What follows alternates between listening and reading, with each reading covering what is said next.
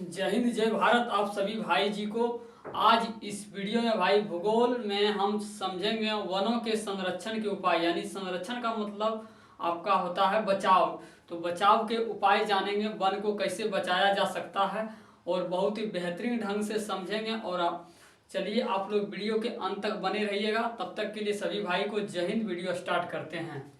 आपका क्वेश्चन है भाई, वनों के संरक्षण के लिए कौन कौन उपाय किए जा सकते हैं।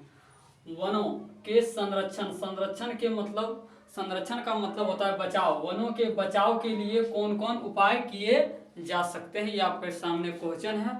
और इस टाइप के क्वेश्चन एग्जाम में बहुत ही इंपॉर्टेंट होते हैं। तो आप लोग वीडियो के अंत तक बनकर भाई इसे अच्छे से समझ लीजिएगा और एग्जाम में आए तो लिख देना है अच्छे तरीके से।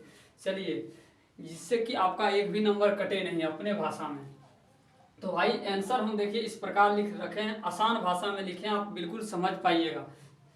आपका आंसर है भाई, वनों के संरक्षण के लिए उपाय के लिए इसका आंसर हम लिखे हैं भाई, वन ही जीवन है। वन ही क्या है? जीवन है। क्योंकि वन से हम लोगों को क्या मिलता है भाई? ऑक्सीजन मिलता है, शुद्ध हवा मिलता है। किससे? वन से। तो वन ही जीवन है। अतः वनों के संरक्षण के लिए, संरक्षण का मतलब होता है बचाव, अतः वनों के बचाव के लिए निम्नलिखित उपाय किए जा सकते हैं। यानी वन को हम निम्नलिखित यानी बहुत तरीके से बचा सकते हैं। वह तरीका कौन कौन है भाई, इसे जानेंगे। तो पहला तरीका है भाई, है वन का बचाने का उपाय का पहला, जहां वृक्ष काटे गए हैं, यानी जिस स्थान पर वृक्ष काटे गए हैं, जहां वृक्ष काटे गए हैं वहां फिर वृक्ष लगाना चाहिए। क्या बोले भाई? पहला उपाय वन को कैसे बचाया जा सकता है? पहला उपाय है जहां वृक्ष काटे गए हैं वहां फिर वृक्ष लगाना चाहिए। उस स्थान पर फिर से वृक्ष लगाना चाहिए। पहला उपाय देखिए, इस तरह से वन को हम बचा सकते हैं।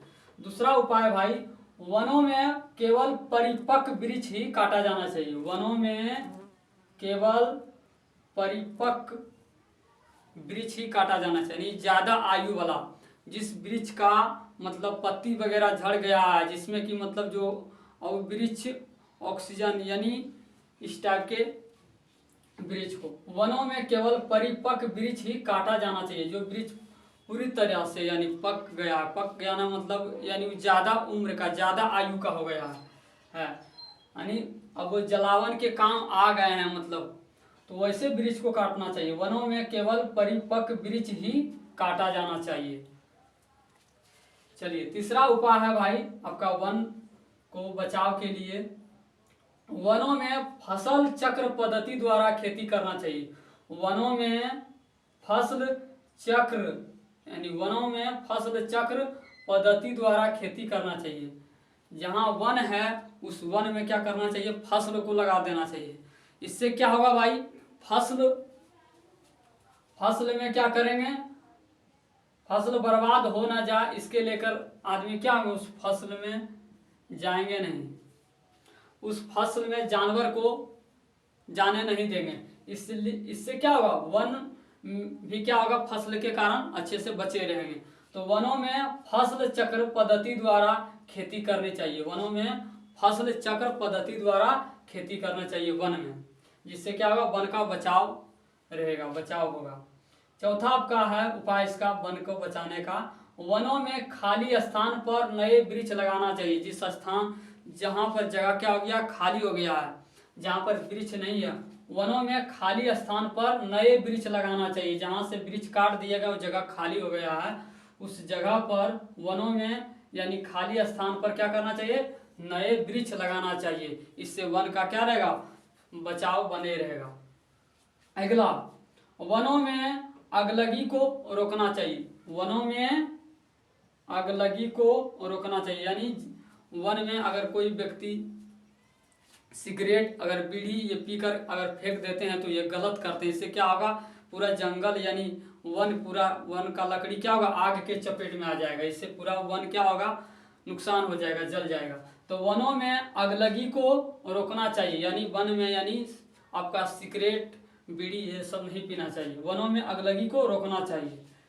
अगला उपाय है भाई, अगला संरक्षण है इसका बचाव करने का, वनों वृक्ष में लगने वाली दीमक वृक्ष में क्या होता है, बहुत सारे दीमक कीटाणु क्या होते हैं लग जाते हैं, जिससे वृक्ष क्या होता है कम उम्र में ही क्या होता है, कम आयु में ही खत्म हो जाते हैं। तो वृक्ष में लगने वाली दीमक, वृक्ष में लगने वाली दीमक और अन्य कीटाणुओं तथा बीमारियों से बचाव के लिए, बीमारियों से बीमारी लग जाता है पेड़ पौधे में, तो उस बीमारियों से बचाव के लिए वायुयान द्वारा यानी हवाई जहाज द्वारा दवा का छिड़काव करना चाहिए, जिससे क्या होगा, दवा उस कीटाणु वगैरह में जाएगा, वृक्ष में जहाँ कीटाणु लगाया है उसमें कीटाणु में दवा जाएगा तो कीटाणु क्या होगा, खत्म हो जाएगा और वृक्ष फिर क्या होगा, यानी वन फिर क्या होगा, सुरक्षित हो जाएगा। अगला उपाय है भाई इसका, अगला उपाय और लास्ट उपाय है सामाजिक वानिकी को प्रोत्साहित करना चाहिए। सामाजिक वानिकी को प्रोत्साहित करना चाहिए, यानी समाज के लोगों को सरकार द्वारा यानी सरकार को इस बात पर सोचना चाहिए कि समाज को क्या किया जाएगा, कुछ मतलब यानी प्रोत्साहित के रूप में, प्रोत्साहन के रूप में अगर बोला जाएगा कि कुछ वृक्ष लगाइए, है ना, कुछ पेड़ पौधे लगाइए, जिससे क्या होगा आपको मतलब इस पेड़ पौधे लगाने के लिए कुछ आपको राशि दिया जाएगा, इससे क्या होगा सभी पेड़ पौधे लगाने का प्रयास करेंगे और इस तरह से यानी वन क्या होगा, बढ़ते जाएगा और वन का बचाव भी अच्छे तरीके से होगा। तो सामाजिक वानिकी को प्रोत्साहित करना चाहिए, इस तरीके से, इस तरह से वन को हम क्या कर सकते हैं भाई, बचाव कर सकते हैं। इस तरह वन के संरक्षण का उपाय है ये सब। तो भाई आशा करते हैं आप सभी को समझ आया होगा। मिलते हैं नेक्स्ट वीडियो में, तब तक के लिए सभी भाई को जय हिंद। और वीडियो अच्छा लगे भाई, लास्ट में एक बात कर रहे हैं, अगर वीडियो अच्छा लगे तो आप लोग ज़्यादा से ज़्यादा शेयर कीजिए, ताकि आपके लिए हम अच्छे मतलब कंटेंट लाते रहें। जय हिंद भाई।